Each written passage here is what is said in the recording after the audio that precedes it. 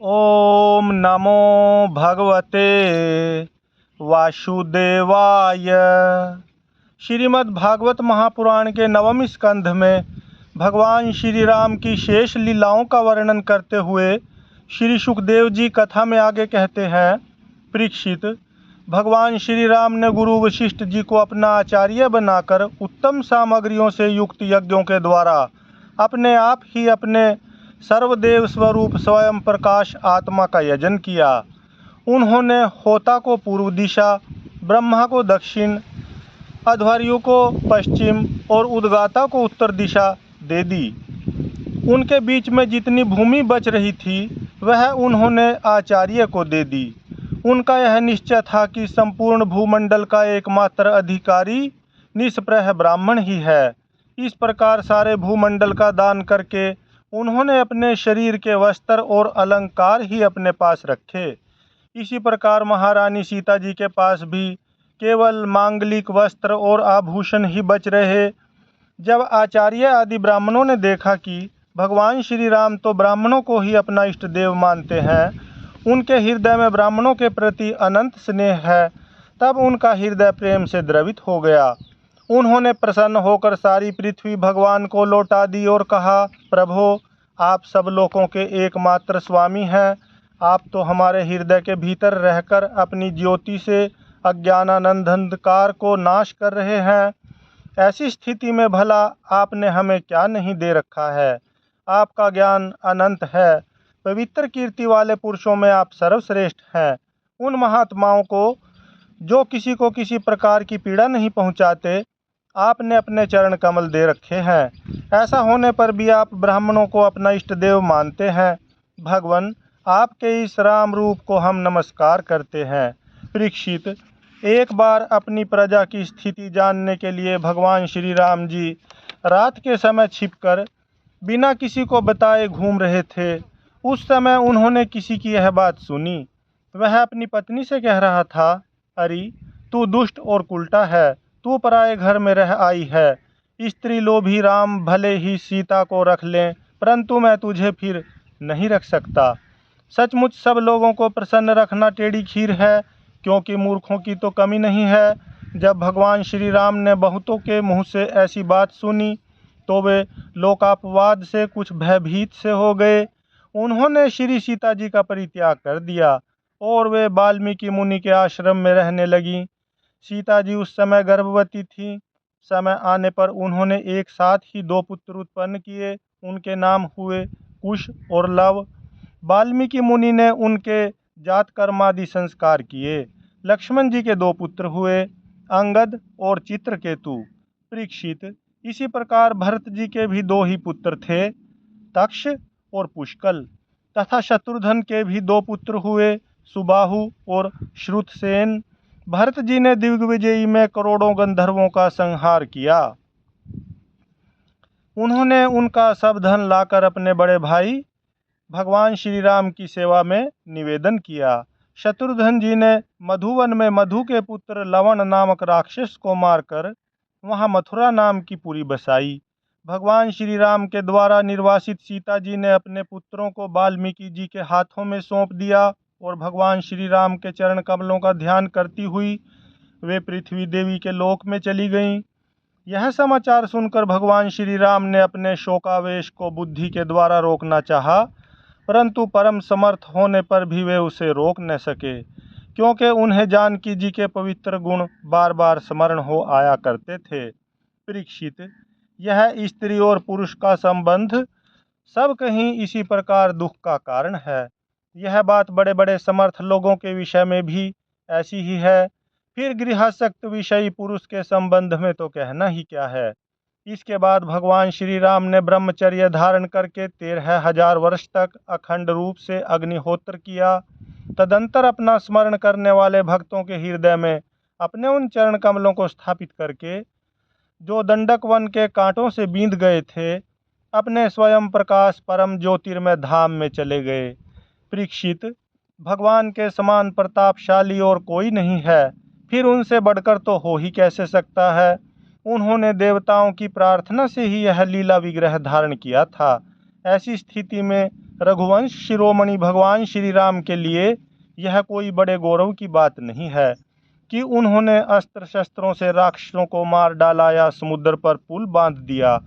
भला उन्हें शत्रुओं को मारने के लिए बंदरों की सहायता की भी आवश्यकता थी क्या? यह सब उनकी लीला ही है। भगवान श्री राम का निर्मल यश समस्त पापों को नष्ट कर देने वाला है। वह इतना फैल गया है कि दिग्गजों का श्यामल शरीर भी उसकी उज्ज्वलता से चमक उठता है। आज भी बड़े बड़े ऋषि महर्षि राजाओं की सभा में उसका गान करते रहते हैं।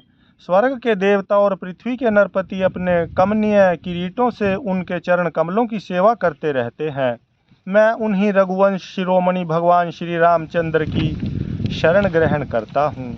जिन्होंने भगवान श्री राम का दर्शन और स्पर्श किया, उनका सहवास अथवा अनुगमन किया, वे सब के सब तथा कौशल देश के निवासी भी उसी लोक में गए जहाँ बड़े बड़े योगी योग साधना के द्वारा जाते हैं। जो पुरुष अपने कानों से भगवान श्री राम का चरित्र सुनता है, उसे सरलता, कोमलता आदि गुणों की प्राप्ति होती है। परीक्षित, केवल इतना ही नहीं, वह समस्त कर्म बंधनों से मुक्त हो जाता है। राजा परीक्षित ने पूछा, भगवान श्री राम स्वयं अपने भाइयों के साथ किस प्रकार का व्यवहार करते थे तथा भरत आदि भाई, प्रजाजन और अयोध्यावासी भगवान श्री राम के प्रति कैसा बर्ताव करते थे? श्री सुखदेव जी कहते हैं, त्रिभुवनपति महाराज श्री राम ने राज सिंहासन स्वीकार करने के बाद अपने भाइयों को दिग्विजय की आज्ञा दी और स्वयं अपने निज जनों को दर्शन देते हुए अपने अनुचरों के साथ वे पुरी की देख रेख करने लगे। उस समय अयोध्यापुरी के मार्ग सुगंधित जल और हाथियों के मदकणों से सींचे रहते। ऐसा जान पड़ता मानो यह नगरी अपने स्वामी भगवान श्री राम को देखकर अत्यंत मतवाली हो रही है। उसके महल, फाटक, सभा भवन, विहार और देवालय आदि में स्वर्ण के कलश रखे हुए थे और स्थान स्थान पर पताकाएं फहरा रही थीं। वह डठल समेत सुपारी, केले के खंभे और सुंदर वस्त्रों के पट्टों से सजाई हुई थी। दर्पण, वस्त्र और पुष्पमालाओं से तथा मांगलिक चित्रकारियों और बंदरवारों से सारी नगरी जगमगा रही थी। नगरवासी अपने हाथों में तरह तरह की भेंटें लेकर भगवान के पास आते और उनसे प्रार्थना करते कि देव, पहले आपने ही वराह रूप से पृथ्वी का उद्धार किया था, अब आप ही इसका पालन कीजिए। परीक्षित, उस समय जब प्रजा को मालूम होता कि बहुत दिनों के बाद भगवान श्री राम जी इधर पधारे हैं, तब सभी स्त्री पुरुष उनके दर्शन की लालसा से घर द्वार छोड़कर दौड़ पड़ते। वे ऊंची ऊंची अटारियों पर चढ़ जाते और अतृप्त नेत्रों से कमल नयन भगवान को देखते हुए उन पर पुष्पों की वर्षा करते। इस प्रकार प्रजा का निरीक्षण करके भगवान फिर अपने महलों में आ जाते। उनके वे महल पूर्ववर्ती राजाओं के द्वारा सेवित थे। उनमें इतने बड़े बड़े सब प्रकार के खजाने थे जो कभी समाप्त नहीं होते थे। वे बड़ी बड़ी बहुमूल्य बहुत सी सामग्रियों से सुसज्जित थे। महलों के द्वार तथा देहलियाँ मूंगे की बनी हुई थीं। उनमें जो खंभे थे वे वैदूर्य मणि के थे। मरतक मणि के बड़े सुंदर सुंदर फर्श थे तथा स्फटिक मणि की दीवारें चमकती रहती थीं। रंग बिरंगी मालाओं, पताकाओं, मणियों की चमक, शुद्ध चेतन के समान उज्जवल मोती, सुंदर सुंदर भोग सामग्री, सुगंधित धूप, दीप तथा फूलों के गहनों से वे महल खूब सजाए हुए थे। आभूषणों को विभूषित करने वाले देवताओं के समान स्त्री पुरुष उनकी सेवा में लगे रहते थे। परीक्षित, भगवान श्री राम जी आत्मा राम जितेंद्रिय पुरुषों के शिरोमणि थे। उसी महल में वे अपनी प्राण प्रिया प्रेममयी पत्नी श्री सीता जी के साथ विहार करते थे। सभी स्त्री पुरुष जिनके चरण कमलों का ध्यान करते रहते हैं, वे ही भगवान श्री राम बहुत वर्षों तक धर्म की मर्यादा का पालन करते हुए समयानुसार भोगों का उपभोग करते रहे। इक्ष्वाकु वंश के शेष राजाओं का वर्णन करते हुए श्री सुखदेव जी कहते हैं, परीक्षित, कुश का पुत्र हुआ अतिथि, उसका निषद, निषद का नभ, नभ का पुंडरीक और पुंडरीक का क्षेमधन्वा, क्षेमधन्वा का देवानीक, देवानीक का अनिह, अनिह का पारियात्र, पारियात्र का बलस्थल और बलस्थल का पुत्र हुआ वज्रनाभ। यह सूर्य का अंश था। वज्रनाभ से खगन, खगन से विधृति और विधृति से हिरण्यनाभ की उत्पत्ति हुई। वह जैमिनी का शिष्य और योगाचार्य था। कौशल देशवासी याज्ञवल्क्य ऋषि ने उसकी शिष्यता स्वीकार करके उससे अध्यात्म योग की शिक्षा ग्रहण की थी। वह योग हृदय की गांठ काट देने वाला तथा परम सिद्धि देने वाला है। हिरण्यनाभ का पुष्य, पुष्य का ध्रुव संधि, ध्रुव संधि का सुदर्शन, सुदर्शन का अग्निवर्ण, अग्निवर्ण का शीघ्र और शीघ्र का पुत्र हुआ मरु। मरु ने योग साधना से सिद्धि प्राप्त कर ली और वह इस समय भी कलाप नामक ग्राम में रहता है। कलयुग के अंत में सूर्यवंश के नष्ट हो जाने पर वह उसे फिर से चलाएगा। मरु से प्रसुश्रुत, उससे संधि और संधि से अमर्षण का जन्म हुआ। अमर्षण का महस्वान और महस्वान का विश्वसाह, विश्वसाह का प्रसेनजीत, प्रसेनजीत का तक्षक और तक्षक का पुत्र बृहदबल हुआ। परीक्षित, इसी बृहदबल को तुम्हारे पिता अभिमन्यु ने युद्ध में मार डाला था। परीक्षित, इक्ष्वाकु वंश के इतने नरपति हो चुके हैं, अब आने वालों के विषय में सुनो।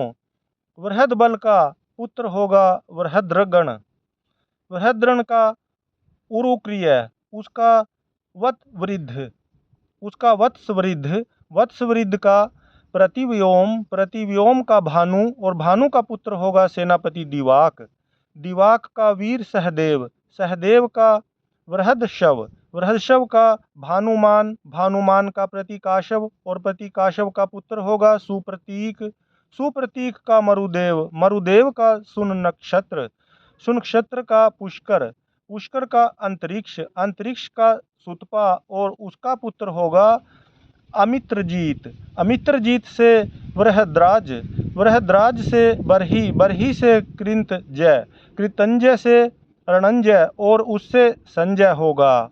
संजय का शाक्य, उसका शुद्धोद और शुद्धोद का लांगल, लांगल का प्रसेनजीत और प्रसेनजीत का पुत्र शूद्रक होगा। शूद्रक से रणक, रणक से सूरथ और सूरथ से इस वंश के अंतिम राजा सुमित्र का जन्म होगा। ये सब बृहदबल के वंशधर होंगे। इक्ष्वाकु का यह वंश सुमित्र तक ही रहेगा, क्योंकि सुमित्र के राजा होने पर कलयुग में यह वंश समाप्त हो जाएगा। राजा निमि के वंश का वर्णन करते हुए श्री सुखदेव जी कहते हैं, परीक्षित, इक्ष्वाकु के पुत्र थे निमि। उन्होंने यज्ञ आरंभ करके महर्षि वशिष्ठ को ऋत्विज के रूप में वर्ण किया। वशिष्ठ जी ने कहा कि राजन, इंद्र अपने यज्ञ के लिए मुझे पहले ही वर्ण कर चुके हैं। उनका यज्ञ पूरा करके मैं तुम्हारे पास आऊँगा, तब तक तुम मेरी प्रतीक्षा करना। यह बात सुनकर राजा निभि चुप हो रहे और वशिष्ठ जी इंद्र का यज्ञ कराने चले गए। विचारवान निमि ने यह सोचकर कि जीवन तो क्षण भंगुर है, विलंब करना उचित न समझा और यज्ञ प्रारंभ कर दिया। जब तक गुरु वशिष्ठ जी न लौटे तब तक के लिए उन्होंने दूसरे ऋत्विजों को वर्ण कर लिया। गुरु वशिष्ठ जी जब इंद्र का यज्ञ संपन्न करके लौटे तो उन्होंने देखा कि उनके शिष्य निमि ने तो उनकी बात न मानकर यज्ञ प्रारंभ कर दिया है। उस समय उन्होंने शाप दिया कि निमि को अपनी विचारशीलता और पांडित्य का बड़ा घमंड है, इसलिए इसका शरीर पात हो जाए। निमि की दृष्टि में गुरु वशिष्ठ का यह शाप धर्म के अनुकूल नहीं प्रतिकूल था, इसलिए उन्होंने भी शाप दिया कि आपने लोभवश अपने धर्म का आदर नहीं किया, इसलिए आपका शरीर भी गिर जाए। यह कहकर आत्म विद्या में निपुण निमि ने अपने शरीर का त्याग कर दिया। परीक्षित, इधर हमारे वृद्ध प्रपितामह वशिष्ठ जी ने भी अपना शरीर त्याग कर मित्रावरुण के द्वारा उर्वशी के गर्भ से जन्म ग्रहण किया। राजा निमि के यज्ञ में आए हुए श्रेष्ठ मुनियों ने राजा के शरीर को सुगंधित वस्तुओं में रख दिया। जब सत्र याग की समाप्ति हुई और देवता लोग आए, तब उन लोगों ने उनसे प्रार्थना की, महानुभावों, आप लोग समर्थ हैं, यदि आप प्रसन्न हैं तो राजा निमि का यह शरीर पुनः जीवित हो उठे। देवताओं ने कहा, ऐसा ही हो। उस समय निमि ने कहा, मुझे देह का बंधन नहीं चाहिए। विचारशील मुनिजन अपनी बुद्धि को पूर्ण रूप से श्री भगवान में ही लगा देते हैं और उन्हीं के चरण कमलों का भजन करते हैं। एक न एक दिन यह शरीर अवश्य छूटेगा। इस भय से भीत होने के कारण वे इस शरीर का कभी संयोग ही नहीं चाहते। वे तो मुक्त ही होना चाहते हैं। अतः मैं अब दुख, शोक और भय के मूल कारण इस शरीर को धारण करना नहीं चाहता। जैसे जल में मछली के लिए सर्वत्र ही मृत्यु के अवसर हैं, वैसे ही इस शरीर के लिए भी सब कहीं मृत्यु ही मृत्यु है। देवताओं ने कहा, मुनियों, राजा निमि बिना शरीर के ही प्राणियों के नेत्रों में अपनी इच्छा के अनुसार निवास करें। वे वहाँ रहकर सूक्ष्म शरीर से भगवान का चिंतन करते रहें। पलक उठने और गिरने से उनके अस्तित्व का पता चलता रहेगा। इसके बाद महर्षियों ने यह सोचकर कि राजा के न रहने पर लोगों में अराजकता फैल जाएगी, निमि के शरीर का मंथन किया। उस मंथन से एक कुमार उत्पन्न हुआ। जन्म लेने के कारण उसका नाम हुआ जनक। विदेह से उत्पन्न होने के कारण वैदेह, और मंथन से उत्पन्न होने के कारण उसी बालक का नाम मिथिल हुआ। उसी ने मिथिलापुरी बसाई। परीक्षित, जनक का उदावसु, उसका नंदीवर्धन, नंदीवर्धन का सुकेतु, उसका देवरात, देवरात का बृहद्रथ, बृहद्रथ का महावीर्य, महावीर्य का सुधृति, सुधृति का धृष्टकेतु, धृष्टकेतु का हर्यश्व, और उसका मरु नामक पुत्र हुआ। मरु से प्रतिपक, प्रतिपक से कृतिरथ, कृतरथ से देवमीड़, देवमीड़ से विश्रुत, और विश्रुत से महाधृति का जन्म हुआ। महाधृति का कृतिरात, कृतिरात का महारोमा, महारोमा का स्वर्णरोमा, और स्वर्णरोमा का पुत्र हुआ हर्षरोमा। इसी हर्षरोमा के पुत्र महाराज शीरध्वज थे। वे जब यज्ञ के लिए धरती जोत रहे थे, तब उनके सिर हल के अग्रभाग फाल से श्री सीता जी की उत्पत्ति हुई। इसी से उनका नाम शीरध्वज पड़ा। शीरध्वज के कुशध्वज, कुशध्वज के धर्मध्वज, और धर्मध्वज के दो पुत्र हुए, कृतध्वज और मितध्वज। कृतध्वज के केशीध्वज और मितध्वज के खांडिक्य हुए। परीक्षित, केशीध्वज आत्मविद्या में बड़ा प्रवीण था। खांडिक्य था कर्मकांड का मर्मज्ञ। वह केशीध्वज से भयभीत होकर भाग गया। केशीध्वज का पुत्र भानुमान, और भानुमान का शतधुम्न था। शतधुम्न से शुचि, शुचि से संद्वाज, संद्वाज से उधर्वकेतु, उधर्वकेतु से अज, अज से पुरुजीत, पुरुजीत से अरिष्टनेमि, अरिष्टनेमि से श्रुतायु, श्रुतायु से सुपार्श्वक, सुपार्श्वक से चित्ररथ, और चित्ररथ से मिथिलापति क्षेमधि का जन्म हुआ। क्षेमधि से समरथ, समरथ से सत्यरथ, सत्यरथ से उपगुरु, और उपगुरु से उपगुप्त नामक पुत्र हुआ। यह अग्नि का अंश था।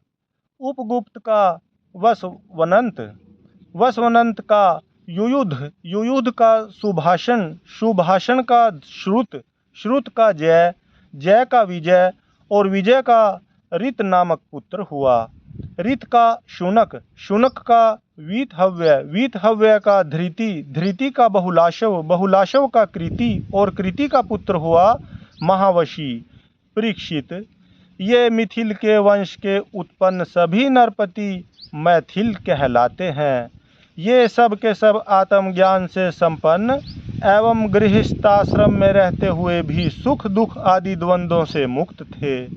क्यों न हो, याज्ञवल्क्य आदि बड़े बड़े योगेश्वरों की इन पर महान कृपा जो थी, हरि ओम तत्सत, हरि ओम तत्सत, हरि ओम तत्सत, हरि ओम तत्